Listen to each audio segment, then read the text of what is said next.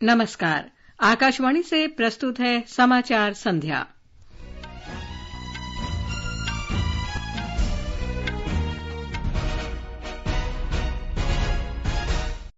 लोकसभा में जम्मू कश्मीर के लिए अतिरिक्त और बजटीय अनुदान पर चर्चा हुई।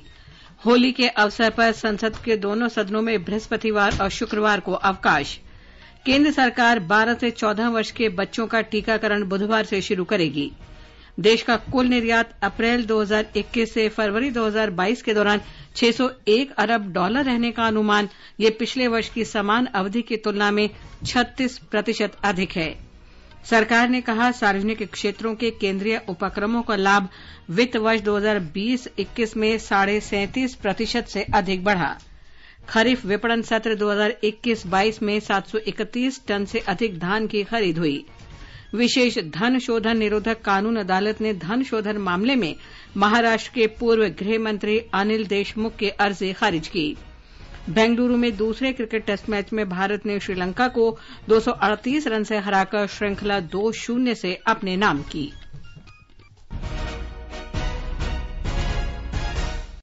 समाचार संध्या में चंद्रिका जोशी के साथ मैं लवली निगम।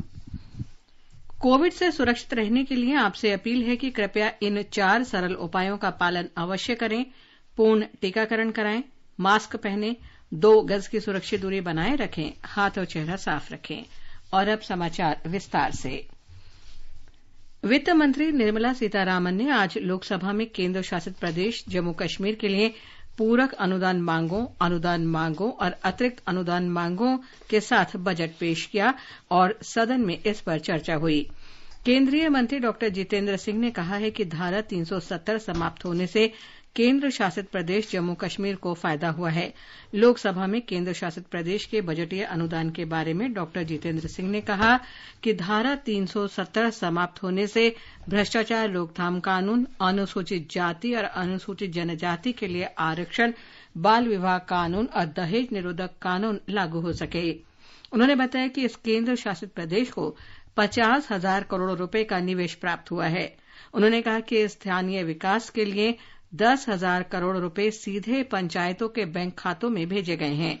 डॉ जितेंद्र सिंह ने कहा कि जम्मू कश्मीर में सीमा पार से घुसपैठ में भी कमी आई है। उन्होंने कहा कि 2010 में 4,089 घुसपैठ की घटनाएं कम होकर पिछले वर्ष 77 ही रह गई हैं।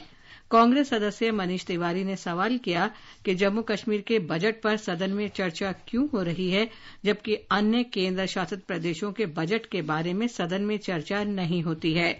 उन्होंने कहा कि धारा 370 समाप्त होने के बाद आतंकी घटनाओं में कमी नहीं आई है। चर्चा का जवाब देते हुए वित्त मंत्री निर्मला सीतारामन ने कहा कि जम्मू कश्मीर के बजट पर चर्चा के दौरान सबसे अधिक उल्लेख अनुच्छेद 370 के प्रावधान को समाप्त किए जाने को लेकर आया और पूछा गया कि ऐसा क्यों हुआ, इससे क्या मिला। उन्होंने कहा कि जम्मू कश्मीर के लोगों को 7 दशकों तक जिन अधिकारों से वंचित रखा गया, उसे अनुच्छेद 370 को हटाने के बाद लोगों को प्रदान किया जा सका है। सरकार ने कहा है कि पिछले 5 वर्ष में रक्षा क्षेत्र के व्यय में लगातार वृद्धि हुई है। राज्यसभा में लिखित उत्तर में रक्षा राज्य मंत्री अजय भट्ट ने बताया कि वित्त वर्ष 2022-23 में रक्षा क्षेत्र का अनुमानित बजट 5,25,000 करोड़ रुपए से अधिक का निर्धारित किया गया है, जबकि वित्त वर्ष 2017-18 में ये 3,79,000 करोड़ रुपए से अधिक था। श्री भट्ट ने कहा कि पिछले 8 वर्ष में सुरक्षा बलों ने आधुनिकीकरण के लिए साजो सामान की स्वदेशी खरीद पर 3,86,000 करोड़ रुपए से अधिक की राशि खर्च की है। केंद्र सरकार ने आज कहा कि चालू वित्त वर्ष में अब तक कुल 1,213 करोड़ 26 लाख 1,000 रुपए के चुनावी बॉन्ड खरीदे गए। लोकसभा में लिखित उत्तर में वित्त राज्य मंत्री पंकज चौधरी ने कहा कि इनमें से 1,212 करोड़ 86 लाख रुपए के चुनावी बॉन्ड भुनाए गए हैं। उन्होंने कहा कि चुनावी बॉन्ड योजना राजनीतिक दलों के वित्त पोषण की प्रक्रिया में पारदर्शिता लाने के लिए एक ऐतिहासिक कदम है। संसद के बजट सत्र का दूसरा चरण आज सुबह से शुरू हुआ। कोरोना मामलों में कमी के कारण दोनों सदनों की बैठकें फिर से सामान्य रूप से हो रही हैं। राज्यसभा के सभापति एम वेंकैया नायडू ने सदस्यों से सत्र के पहले चरण की ही तरह सकारात्मक भावना बनाए रखने का आग्रह किया। उन्होंने कहा कि सत्र के पहले चरण में राज्यसभा की 100% से अधिक कार्य किया। इस बीच होली के अवसर पर बृहस्पतिवार और शुक्रवार को संसद के दोनों सदनों की बैठक नहीं होगी। भारतीय जनता पार्टी के सांसदों ने 5 राज्यों के चुनाव में पार्टी के शानदार प्रदर्शन के बाद आज लोकसभा में प्रधानमंत्री नरेंद्र मोदी का उत्साहपूर्वक स्वागत किया। श्री मोदी के सदन में प्रवेश करने पर वे उनके सम्मान में खड़े हुए और मोदी मोदी के नारे लगाए। उस समय सदन में केंद्रीय मंत्री अमित शाह, राजनाथ सिंह, निर्मला सीतारामन और अनुराग ठाकुर भी उपस्थित थे। सूचना और प्रसारण मंत्री अनुराग सिंह ठाकुर ने संसद के बाहर कहा कि प्रधानमंत्री के नेतृत्व, विकास और गरीबों के कल्याण ने हाल के विधानसभा चुनावों में भाजपा को जीत दिलाई है। नरेंद्र मोदी जी का नेतृत्व, विकास, गरीब कल्याण, कहीं न कहीं धरातल पर उसका बहुत बड़ा फर्क पूरे चुनाव में चारों राज्यों में देखने को मिला और मोदी जी की छवि का भारतीय जनता पार्टी को सत्ता में आने में बहुत बड़ा एक लाभ मिला है। गरीबों के लिए जिस तरह से योजनाएं धरातल पर लागू की गई, गरीबों को लाभ मिला और विकास को नई ऊंचाइयों पर, विकास को नई रफ्तार देने का काम किया और ईमानदार नेतृत्व, जहां एंटी इनकम्बेंसी हमारी किसी राज्य में दिखती नहीं थी, मुख्यमंत्री की साफ छवि, अच्छा काम, कहीं न कहीं वो भी काम आया है और कुल मिलाकर जो संगठन के सभी कार्यकर्ताओं ने राष्ट्रीय अध्यक्ष जी के नेतृत्व में काम किया, चारों राज्यों में बड़ी जीत भारतीय जनता पार्टी ने दर्ज की है। भारतीय जनता पार्टी के वरिष्ठ नेता और केंद्रीय मंत्री अमित शाह को उत्तर प्रदेश में विधायक दल का नेता चुनने के लिए केंद्रीय पर्यवेक्षक नियुक्त किया गया है। झारखंड के पूर्व मुख्यमंत्री रघुवर दास को उत्तर प्रदेश का सह पर्यवेक्षक बनाया गया है। भाजपा संसदीय बोर्ड ने आज उत्तर प्रदेश, उत्तराखंड, मणिपुर और गोवा विधानसभा में विधायक दल का नेता चुनने के लिए केंद्रीय पर्यवेक्षक और सह पर्यवेक्षक नियुक्त किए। पार्टी ने कहा कि भाजपा के वरिष्ठ नेता राजनाथ सिंह को उत्तराखंड, निर्मला सीतारमण को मणिपुर और नरेंद्र सिंह तोमर को गोवा में विधायक दल के नेता के चुनाव के लिए केंद्रीय पर्यवेक्षक नियुक्त किया गया है। उत्तर प्रदेश के मुख्यमंत्री योगी आदित्यनाथ ने आज सुबह राष्ट्रपति भवन में राष्ट्रपति रामनाथ कोविंद से मुलाकात की। श्री आदित्यनाथ सड़क परिवहन और राजमार्ग मंत्री नितिन गडकरी, शिक्षा मंत्री धर्मेंद्र प्रधान तथा सूचना और प्रसारण मंत्री अनुराग ठाकुर से भी मिले। उत्तराखंड में राज्यपाल गुरमीत सिंह ने आज पूर्व मंत्री बंशीधर भगत को विधानसभा के अस्थायी अध्यक्ष के रूप में नियुक्त किया। राज्यपाल ने इस बारे में अधिसूचना जारी कर दी है। श्री भगत को जल्द ही पद और गोपनीयता की शपथ दिलाई जाएगी। मणिपुर में 12वीं विधानसभा के नवनिर्वाचित सदस्यों ने आज सुबह शपथ ली। विधानसभा के अस्थायी अध्यक्ष एस राजेन ने 60 विधायकों को शपथ दिलाई। ब्यौरा हमारे संवाददाता से। आज विधायक के रूप में शपथ लेने वाले निर्वाचित सदस्यों में से भाजपा के 32, नेशनल पीपल पार्टी के 7, जनता दल यूनाइटेड के 6, कांग्रेस और नागा पीपल फ्रंट के 5, कुकी पीपल अलायंस के 2 और 3 इंडिपेंडेंट उम्मीदवार शामिल है। ऐतिहासिक रूप से आज 5 निर्वाचित महिला उम्मीदवारों ने भी मणिपुर विधानसभा के सदस्य के रूप में शपथ ली। शपथ ग्रहण समारोह के समापन के साथ 12वीं मणिपुर विधानसभा आज से लागू हो गया है। इस बीच जनता दल यूनाइटेड ने भाजपा राज्य सरकार का समर्थन करने का फैसला किया है। पार्टी ने बयान जारी किया है जिसमें श्री के जे किशन को पार्टी के विधायिका का प्रमुख के रूप में नियुक्त किया गया है और भाजपा सरकार को बिना शर्त समर्थन दिया गया है। भाजपा ने अभी तक कोई पार्टी के साथ किसी भी गठबंधन की घोषणा नहीं की है। हालांकि उम्मीद की जा रही है कि सरकार बनाने के लिए वे राज्यपाल से जल्द ही मिल सकते हैं। आकाशवाणी समाचार के लिए इम्फाल से जे थोकचोम।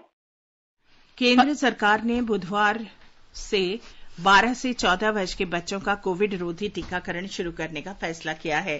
साथ ही 60 वर्ष से अधिक उम्र के सभी बुजुर्गों को एहतियाती टीकाकरण शुरू होगा। वर्ष 2008, 2009 और 2010 में पैदा हुए बच्चों को कॉर्बोवैक्स टीका लगाया जाएगा। 14 वर्ष से अधिक आयु वर्ग के बच्चों को टीकाकरण अभियान के अंतर्गत कोविड रोधी टीके लगाए जा रहे हैं। सरकार ने अन्य बीमारियों से पीड़ित 60 वर्ष से अधिक आयु वर्ग के लोगों को टीके की एहतियाती खुराक लगाने का फैसला किया था। अब इस शर्त को खत्म कर दिया गया है। स्वास्थ्य मंत्री मनसुख मांडविया ने बच्चों और 60 वर्ष से आयु के ऊपर के लोगों से टीकाकरण कराने का आग्रह किया है। श्री मांडविया ने कहा कि अगर बच्चे सुरक्षित हैं तो देश सुरक्षित है।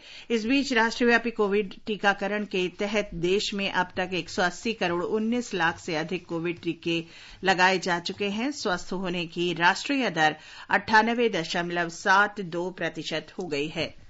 सरकार ने आज कहा कि केंद्रीय सार्वजनिक क्षेत्रों के उपक्रमों का लाभ पिछले वर्ष की तुलना में वर्ष 2020-21 में 37.53% बढ़ गया है। इन उपक्रमों का घाटा इस अवधि में 29.86% कम हुआ। वित्त राज्य मंत्री डॉक्टर भगवत कृष्णराव कराड ने लोकसभा में एक लिखित उत्तर में ये जानकारी दी।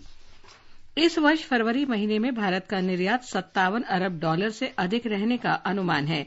पिछले वर्ष के समान अवधि के मुकाबले ये 25.41% की वृद्धि दर्शाता है।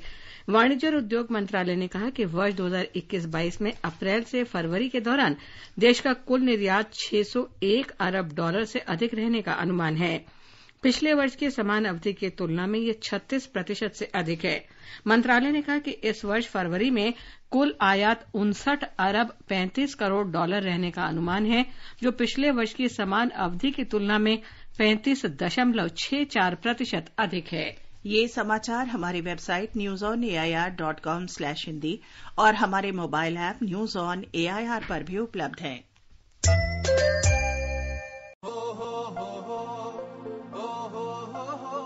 अब गांव-गांव और खेत-खेत की बात है कुछ निराली।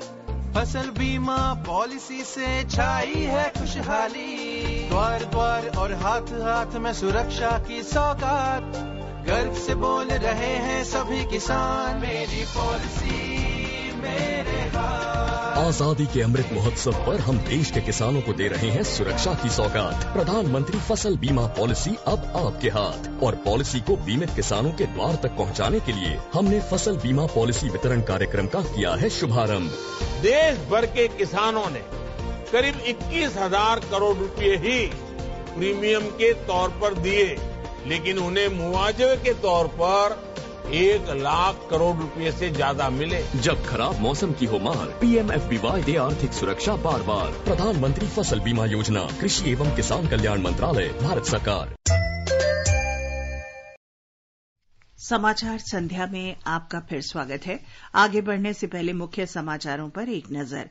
लोकसभा में जम्मू कश्मीर के लिए अतिरिक्त और बजटीय अनुदान पर चर्चा हुई। होली के अवसर पर संसद के दोनों सदनों में बृहस्पतिवार और शुक्रवार को अवकाश।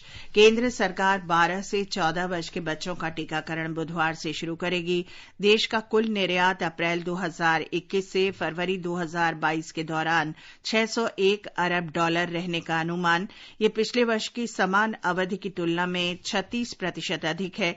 सरकार ने कहा सार्वजनिक क्षेत्रों के केंद्रीय उपक्रमों का लाभ वित्त वर्ष 2020-21 में 37.5% से अधिक बढ़ा।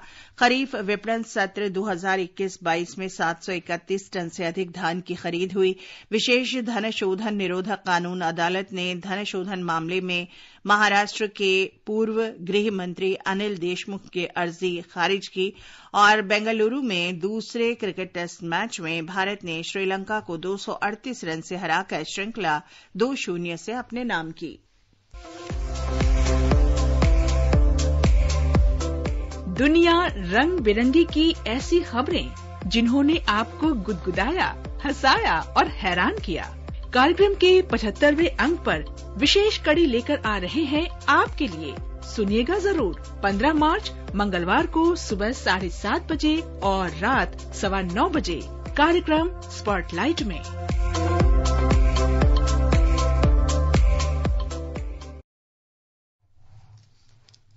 और अब प्रस्तुत है संसद में आज हुई कार्यवाही की समीक्षा। पहले लोकसभा। लेखक हैं PTI भाषा के अनवारुल हक। संसद के बजट सत्र के दूसरे चरण के पहले दिन सरकार ने आज लोकसभा में चालू वित्त वर्ष के लिए अनुदान के अनुपूरक मांग के तीसरे बैच में 1.07 लाख करोड़ रुपए अतिरिक्त व्यय के लिए संसद की मंजूरी मांगी। वित्त मंत्री निर्मला सीतारामन ने वित्त वर्ष 2021-22 के अनुदान के अनुपूरक मांगों को दर्शाने वाला विवरण पेश किया। निचले सदन में पेश अनुदान के अनुपूरक मांगों के दस्तावेज के अनुसार इसके अंतर्गत 1.58 लाख करोड़ रुपए के सकल अतिरिक्त व्यय के लिए मंजूरी मांगी गई है। निर्मला सीतारामन ने केंद्र शासित प्रदेश जम्मू कश्मीर के लिए वित्त वर्ष 2022-23 का 1.42 लाख करोड़ रुपए का बजट भी पेश किया। विपक्ष ने सरकार से मांग की कि बजट प्रस्तावों के अध्ययन के लिए उन्हें पर्याप्त समय दिया जाना चाहिए। सीतारामन ने निचले सदन में जम्मू कश्मीर के लिए वित्त वर्ष 2021-22 के लिए अनुदान की अनुपूरक मांग भी पेश की, जो 18,860.32 करोड़ रुपए की है। उन्होंने इसके साथ एक प्रस्ताव भी पेश किया जिसमें कुछ नियमों को निलंबित करके सदन में इसे पेश किए जाने के दिन ही चर्चा शुरू करने की अनुमति देने की बात कही गई है। प्रस्ताव का विरोध करते हुए कांग्रेस के मनीष तिवारी ने कहा कि बजट की जांच, परख और चर्चा करना इस सदन की बुनियादी जिम्मेदारी है। उन्होंने कहा कि जम्मू कश्मीर में विधानसभा नहीं है, ऐसे में इसमें चर्चा करना जिम्मेदारी इस सदन की है।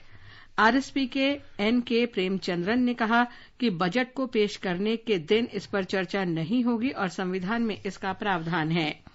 इस पर पीठासीन सभापति राजेंद्र अग्रवाल ने कहा कि अगर ये विषय एजेंडे में शामिल है तो इसकी लोकसभा अध्यक्ष ने मंजूरी दी होगी। इसके बाद सदन ने ध्वनिमत से इस नियम में छूट देने के प्रस्ताव को मंजूरी दी। लोकसभा में शून्यकाल के दौरान कई सदस्यों ने यूक्रेन से लौटे भारतीय छात्रों से जुड़ा विषय सदन में उठाया और सरकार से आग्रह किया कि इन छात्रों के भविष्य की सुरक्षा के लिए समग्र नीति बनाई जाए। वाईएसआर कांग्रेस पार्टी के मिथुन रेड्डी, कांग्रेस के राजमोहन उन्नीथन, अब्दुल खालिक और कुछ अन्य सदस्यों ने युद्ध प्रभावित यूक्रेन से लौटे भारतीय छात्रों का विषय शून्यकाल के दौरान उठाया। इससे पहले जम्मू कश्मीर के बजटीय अनुदान का चर्चा में भारतीय जनता पार्टी के सांसद जुगल किशोर शर्मा ने कहा कि केंद्र में प्रधानमंत्री नरेंद्र मोदी के नेतृत्व में सरकार बनने के बाद से जम्मू कश्मीर में परिवारवाद खत्म हुआ है और सभी क्षेत्रों को अधिकार मिले हैं तथा उनका विकास हो रहा है। उन्होंने ये भी कहा कि केंद्र सरकार ने से जो पैसा आता है वो राज्य के विकास में खर्च हो जाता है, जबकि पहले ऐसा नहीं होता था। लोकसभा ने जैव विविधता संशोधन विधेयक 2021 के संबंध में संसद की संयुक्त समिति को प्रतिवेदन पेश करने के लिए समय सीमा 3 जून 2022 तक बढ़ाने के सोमवार को मंजूरी प्रदान की। और अब सुनिए राज्यसभा में हुई कार्यवाही की समीक्षा। लेखक हैं पीटीआई भाषा की मनीषा श्रीवास्तव। राज्यसभा में आज कई सदस्यों ने युद्धग्रस्त देश यूक्रेन से वापस लौटे भारतीय छात्रों का मुद्दा उठाया और सरकार से मांग की कि उनकी पढ़ाई पूरी करने में मदद के लिए वह उपयुक्त कदम उठाए। राज्यसभा के सभापति एम वेंकैया नायडू ने यह मुद्दा उठाए जाने पर शून्यकाल में कहा कि यूक्रेन पर रूस की सैन्य कार्रवाई से पैदा हुए हालात के मद्देनजर बड़ी संख्या में वहां से भारतीय छात्रों को वापस लाने की जरूरत पड़ी। उन्होंने कहा कि यह बेहद ही चुनौतीपूर्ण काम था। केंद्र सरकार ने इस मौके पर भारतीय छात्रों के साथ ही कुछ अन्य देशों के छात्रों को सुरक्षित निकाला। ये प्रयास बेहद प्रशंसनीय है। उन्होंने सदन को बताया कि रूस और यूक्रेन के बीच जारी युद्ध और वहां से भारतीयों को सुरक्षित निकाले जाने के मुद्दों पर विदेश मंत्री एस जयशंकर कल राज्यसभा में बयान देंगे। उन्होंने कहा इस मुद्दे पर चर्चा के लिए उन्हें कांग्रेस सदस्य केसी वेणुगोपाल और मार्क्सवादी कम्युनिस्ट पार्टी के सदस्य डॉ वी शिवदासन के नोटिस मिले हैं। इस बीच विभिन्न दलों के सदस्यों ने यूक्रेन से सुरक्षित लौटे छात्रों के भविष्य को लेकर चिंता जताई और सरकार से अनुरोध किया कि वो इस दिशा में कोई ठोस कदम उठाए। वेणुगोपाल ने कहा कि यूक्रेन से लौटे छात्र अपने भविष्य को लेकर चिंतित हैं। बीजू जनता दल के अमर पटनायक ने सुझाव दिया कि देश के सभी सरकारी और निजी मेडिकल कॉलेजों में 2 से 5% तक सीटों की संख्या बढ़ाकर यूक्रेन से लौटे छात्रों को समाहित किया जाना चाहिए। इस पर सभापति नायडू ने कहा कि ये एक ऐसा मुद्दा है जिस पर काम करने की जरूरत है, लेकिन मेरा मानना है कि ये बहुत उलझा हुआ मामला है। शून्यकाल में ही कांग्रेस की डॉक्टर अमी याज्ञनिक ने प्लास्टिक के कचरे की वजह से फैलने वाले प्रदूषण का मुद्दा उठाया और सरकार से अनुरोध किया कि इस संबंध में कानून का कड़ाई से पालन करने के साथ ही जवाबदेही तय की जानी चाहिए। वाईएसआर कांग्रेस पार्टी के प्रभाकर रेड्डी वेमिरेड्डी ने दुर्लभ बीमारियों के इलाज का मुद्दा उठाया। उन्होंने कहा कि दुर्लभ बीमारियों के इलाज में बहुत अधिक खर्च आता है और इसके लिए बजटीय प्रावधान किए जाएं। मनोनीत सदस्य डॉ सोनल मानसिंह ने दिल्ली सरकार की नई आबकारी नीति का मुद्दा उठाया और केंद्र से इस पर हस्तक्षेप करने की मांग की। इससे पहले बैठक शुरू होने पर राज्यसभा में पूर्व सदस्यों असम के नवीन चंद्र बुरगोहन, महाराष्ट्र के राहुल बजाज, पश्चिम बंगाल के डीपी चट्टोपाध्याय और आंध्र प्रदेश के वाईवी राव के निधन पर श्रद्धांजलि अर्पित की गई। भोजनावकाश के बाद उच्च सदन में उत्तर पूर्वी क्षेत्र के कामकाज पर चर्चा हुई। चर्चा में हिस्सा लेते हुए कांग्रेस के रिपुन बोरा ने पूर्वोत्तर क्षेत्र को रणनीतिक नजरिए से देखे जाने का आह्वान किया और मांग की कि इस क्षेत्र के लिए एक मजबूत औद्योगिकरण नीति बनाई जानी चाहिए। भाजपा के भुवनेश्वर कलिता ने कहा कि देश की आबादी का 3.7% हिस्सा पूर्वोत्तर में रहता है और इस क्षेत्र के लिए विकास के लिए अलग से मंत्रालय गठित किए जाने के बाद से इसके लिए बजटीय प्रावधान भी किया जाने लगा। उन्होंने दावा किया कि प्रधानमंत्री नरेंद्र मोदी की सरकार के कार्यकाल में इस क्षेत्र की ओर उल्लेखनीय ध्यान दिया गया है। उन्होंने कहा कि पहली बार किसी प्रधानमंत्री ने कई बार इस क्षेत्र की यात्रा की है। तृणमूल कांग्रेस की सदस्य सुष्मिता देव ने कहा कि इसमें दो मत नहीं हैं कि अलग मंत्रालय के गठन के बाद से पूर्वोत्तर क्षेत्र के विकास में तेजी आई है, लेकिन हमें ये नहीं भूलना चाहिए कि विभाजन का दंश पूर्वोत्तर को प्रभावित कर चुका है। चर्चा में हस्तक्षेप करते हुए आयुष मंत्री सर्बानंद सोनोवाल ने कहा कि कौशल विभाग विकास का जिम्मा संभालते हुए मैंने देखा है कि प्रधानमंत्री मोदी ने पूर्वोत्तर क्षेत्र में कई तरह की पहल की हैं। उन्होंने हर मंत्रालय को पूर्वोत्तर के राज्यों का दौरा करने का निर्देश दिया। अभी आप संसद में हुई आज की कार्यवाही की समीक्षा सुन रहे थे। ये समाचार आकाशवाणी से प्रसारित किए जा रहे हैं। ताजा समाचार जानने के लिए आप हमारे Twitter handle @AIR News Hindi को फॉलो कर सकते हैं। सरकार ने कहा है कि खरीफ विपणन सत्र 2021-22 में 731 लाख टन से अधिक धान की खरीद की जा चुकी है। उपभोक्ता मामलों के मंत्रालय ने बताया कि 1,43,000 करोड़ रुपए से अधिक के न्यूनतम समर्थन मूल्य की खरीद से 1,03 लाख से अधिक किसान लाभान्वित हुए हैं। किसानों से न्यूनतम समर्थन मूल्य पर धान खरीद सुचारू रूप से आगे बढ़ रही है। उपभोक्ता मूल्य सूचकांक पर आधारित मुद्रास्फीति की दर इस वर्ष फरवरी में बढ़कर 6.07% पर पहुंच गई। सांख्यिकी और कार्यक्रम कार्यान्वयन मंत्रालय के आज जारी आंकड़ों के अनुसार ये दूसरा मौका है जब खुदरा महंगाई दर रिजर्व बैंक के निर्धारित 6% के दायरे से ऊपर बनी रही। खुदरा मुद्रास्फीति 8 महीने के उच्च स्तर पर पहुंच गई है। इस वर्ष फरवरी में थोक महंगाई दर पिछले वर्ष की इसी महीने की तुलना में बढ़कर 13.11% हो गई। वाणिज्य और उद्योग मंत्रालय के आज जारी आंकड़ों के अनुसार मुख्य रूप से कच्चे तेल और प्राकृतिक गैस, खनिज तेल, धातु, रसायन और खाद्य वस्तुओं की कीमतें बढ़ने के कारण थोक मुद्रास्फीति में वृद्धि दर्ज हुई है। थोक महंगाई दर फरवरी में लगातार 11वें महीने दोहरे अंक में बनी रही। और अब आर्थिक जगत की खबरों के साथ हैं विशाल शर्मा। घरेलू शेयर बाजारों में आज करीब 1.5% का उछाल आया। बॉम्बे स्टॉक एक्सचेंज का सेंसेक्स 936 अंक बढ़कर 56,486 पर बंद हुआ। नेशनल स्टॉक एक्सचेंज का निफ्टी भी 241 अंक की वृद्धि से 16,871 दर्ज हुआ। अंतरबैंक विदेशी मुद्रा बाजार में ₹3 मजबूत होकर $1 की तुलना में ₹76.57 के स्तर पर बंद हुआ। एक संसदीय पैनल ने सिफारिश की है कि नागरिक विमानन विनियमों के सभी प्रावधानों को कड़ाई से लागू किया जाना चाहिए, जिससे यात्रियों को असुविधा न हो। पैनल ने यह भी सिफारिश की है कि उड़ानों के रद्द होने या देरी के मामले में एयरलाइंस द्वारा यात्रियों के लिए एक प्रतीक्षालय या वीआईपी लॉन्ज प्रदान करने का अनिवार्य रूप से प्रावधान होना चाहिए। यात्रियों को भोजन, पानी और नाश्ता भी प्रदान करना चाहिए। इसका खर्च संबंधित एयरलाइंस को वहन करना होगा। टीजी वेंकटेश की अध्यक्षता में परिवहन, पर्यटन और संस्कृति विभाग से संबंधित संसदीय स्थायी समिति ने आज संसद में अपनी ये रिपोर्ट पेश की। विशेष धन शोधन निरोधक कानून अदालत ने धन शोधन के एक मामले में आज महाराष्ट्र के पूर्व गृहमंत्री अनिल देशमुख की जमानत की अर्जी खारिज कर दी। देशमुख को 12 घंटे तक पूछताछ के बाद 1 नवंबर को गिरफ्तार किया गया था। प्रवर्तन निदेशालय ने जमानत याचिका का कड़ा विरोध करते हुए अदालत में कहा कि देशमुख इस मामले में प्रमुख षड्यंत्रकर्ता हैं।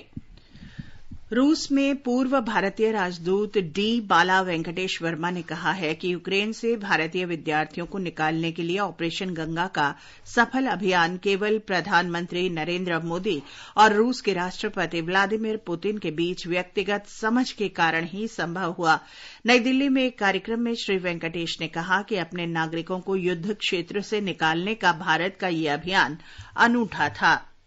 विदेश मंत्री डॉक्टर एस जयशंकर ने कनाडा में 5 भारतीय विद्यार्थियों के निधन पर शोक व्यक्त किया है। डॉक्टर जयशंकर ने कहा कि टोरंटो में भारतीय उच्चायोग सभी आवश्यक सहायता मुहैया कराएगा। टोरंटो के पास शनिवार को एक ऑटो दुर्घटना में इन 5 भारतीय विद्यार्थियों की मौत हो गई थी। 2 घायल विद्यार्थियों का इलाज चल रहा है। बेंगलुरु में भारत ने दूसरे क्रिकेट टेस्ट मैच में श्रीलंका को 238 रन से हरा दिया है। श्रीलंका की टीम 447 रन के लक्ष्य के जवाब में 208 रन पर सिमट गई। श्रेयस अय्यर ने पहली पारी में 92 और दूसरी पारी में 67 रन बनाए और उन्हें प्लेयर ऑफ द मैच चुना गया।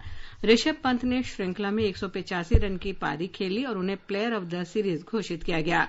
भारत ने 2 टेस्ट मैचों की श्रृंखला 2-0 से जीत ली है। भारत के श्रेयस अय्यर को फरवरी महीने के लिए आईसीसी पुरुष और न्यूजीलैंड की एमिला कर को महिला प्लेयर ऑफ द मंथ घोषित किया गया है। खेल मंत्री अनुराग ठाकुर ने जर्मन ओपन 2022 में रजत पदक जीतने पर बैडमिंटन खिलाड़ी लक्ष्य सेन को बधाई दी है। श्री ठाकुर ने कहा कि लक्ष्य सेन का प्रदर्शन शानदार रहा। लक्ष्य Sen badminton world federation super series 300 German open 2022 में रजत पदक जीतने वाले पहले भारतीय बन गए हैं। आज रंगभरनी एकादशी के अवसर पर भक्तों ने ब्रज के प्रमुख मंदिरों में जमकर होली खेली।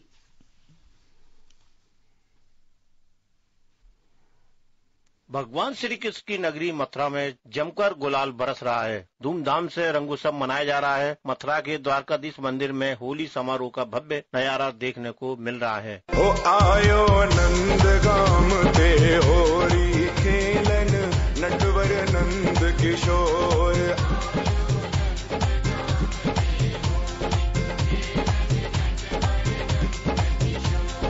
होली के रंग में रंग गए हैं द्वारकाधीश महाराज। आज समूचे ब्रज मंडल में रंग भरनी एकादशी पर भक्तों ने होली खेली। यहाँ के प्रमुख मंदिर भगवान श्री कृष्ण की जन्मभूमि पर लट्ठामार होली का भव्य आयोजन हुआ। मोहम्मद उमर कुरैशी, आकाशवाणी समाचार, मथुरा। मौसम विभाग ने कोंकण क्षेत्र और मुंबई तथा उसके आसपास के इलाकों में अगले 2 दिन तक तेज गर्मी की संभावना को देखते हुए येलो अलर्ट जारी किया है। मौसम विभाग के विशेषज्ञ डॉक्टर आर जैनामणि ने आकाशवाणी से बातचीत में बताया कि गुजरात, सौराष्ट्र और कच्छ में लू का प्रकोप 2 दिन तक और जारी रहेगा।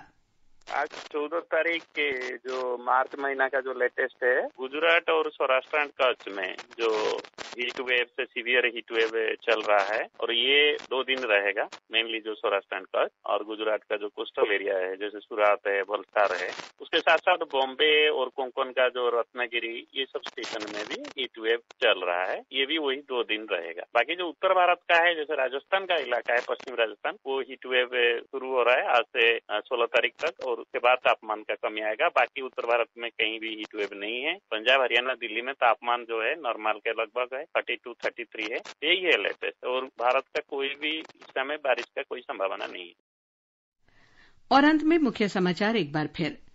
लोकसभा में जम्मू कश्मीर के लिए अतिरिक्त और बजटीय अनुदान पर चर्चा हुई।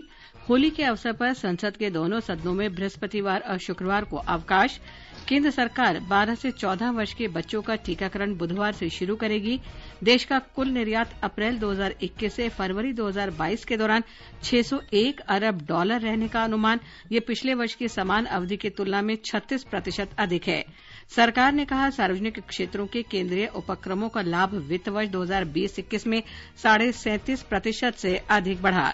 खरीफ विपणन सत्र 2021-22 में 731 टन से अधिक धान की खरीद हुई।